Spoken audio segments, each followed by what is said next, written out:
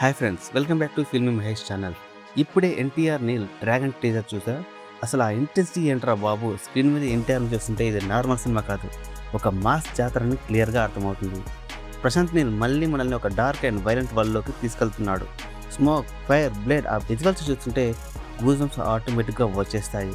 ఇంకా టీజర్ స్టార్టింగ్లోనే ఒక పవర్ఫుల్ సెటప్ ఇచ్చారు. ఈ ప్రపంచంలో ఒక మనిషి ఎదగడం కాదు, ఒక మాస్టర్ పుట్టడం చూపిస్తున్నారు. ఆ మాస్టర్ ఎవరో తెలుసా?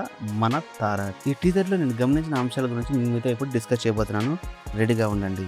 ఇప్పుడు మనం ఈ టీజర్ని అబ్జర్వ్ చేస్తే ఇది సింపుల్ రివెంజ్ స్టోరీ లాగా అనిపించడం లేదు. ఈ ప్రపంచం మొత్తం భయంతో నడుస్తుంది. పవర్ కోసం వార్స్ జరుగుతున్నాయి. ఆ కయాస్ మధ్యలో ఒక మనిషి ఒక డ్రాగన్ లాగా ఎదుగుతున్నాడు.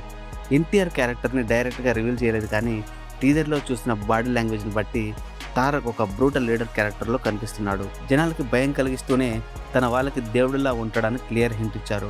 అందుకే టీజర్ రిలీజ్ అయ్యాక అందరి నోట ఒకటే మాట, అదే డెమిగాడ్. ఆ వాకింగ్, ఆ కళ్ళు, ఆ బియర్డ్ లుక్లో ఎన్టీఆర్ చూస్తుంటే ఫ్యాన్స్ కళ్ళకు పండగే. మరి నీల్ మార్క్ స్లో మోషన్ ఎలివేషన్స్కి ఎన్టీఆర్ అగ్రెషన్ యాడ్ అయితే థియేటర్స్లో సీట్ షేక్ అవడం గ్యారంటీ. ప్రశాంత్ నీల్ ముందే చెప్పాడు, మీరు ఇప్పటి వరకు చూసిన తారక్ వేరు, డ్రాగన్లో మీరు చూడబోయే తారక్ వేరు అని.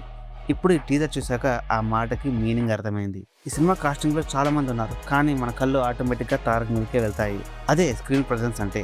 ఈ టీజర్లో చూపించిన స్టోరీని బట్టి ఇందులో ఎమోషన్స్ కూడా చాలా స్ట్రాంగ్గా ఉంటాయని ఫీల్ వస్తుంది. విలన్స్ గురించి మాట్లాడాలి అంటే ప్రశాంత్ నీల్ సినిమాల్లో విలన్స్ కూడా బీస్ట్లా ఉంటారు. కేజీఎఫ్లో గరుడ, సలార్లో వరద, సో ఎలా ఇంటెన్స్గా ఉంటారో డ్రాగన్లో కూడా అలాంటి డేంజరస్ గ్యాంగ్ సెటప్ కనిపిస్తుంది. ఇంకా టీజర్లో ఉన్న soldiers, weapons, dark factories, fire visuals అన్నీ చూస్తుంటే ఈ స్టోరీ ఒక మాసివ్ క్రిమినల్ ఎంపైర్ బ్యాక్గ్రౌండ్లో జరుగుతుందని అర్థమవుతుంది. ప్రశాంత్ నీల్ వరల్డ్ బిల్డింగ్ అంటే ఇలాగే ఉంటుంది.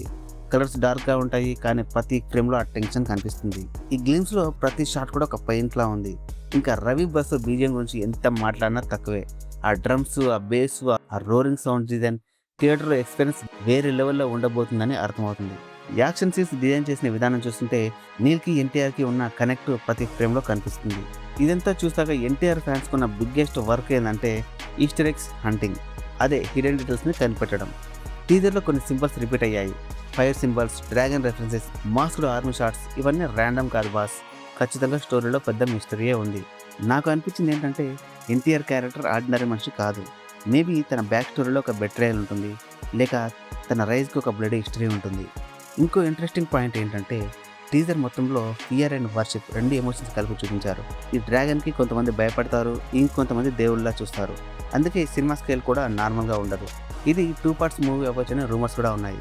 కానీ ఈ గ్లిమ్స్ చూశాక ఇది ఒక యూనివర్సల్ మాసివ్ సినిమాటిక్ ఎక్స్పీరియన్స్ అని ఫీల్ వస్తుంది. ఇక 2027లో ఈ మ్యాస్ ర్యాంపేజ్ థియేటర్స్లో ఎలా ఉంటుందో చూడాలంటే వెయిట్ చేయాల్సిందే. మీకు ఈ టీజర్లో అన్నిటికన్నా ఎక్కువగా నచ్చిన షాట్ ఏది? ఎన్టీఆర్ని వైలెంట్ లుక్లో చూస్తుంటే మీకు ఏమనిపించింది కింద కామెంట్ బాక్స్లో మెన్షన్ చేయండి. వీడియో నచ్చితే గట్టిగా ఒక లైక్ కొట్టి మీ గ్యాంగ్లో ఉన్న ఎన్టీఆర్ ఫ్యాన్స్ అందరికీ ఈ వీడియోని షేర్ చేయండి.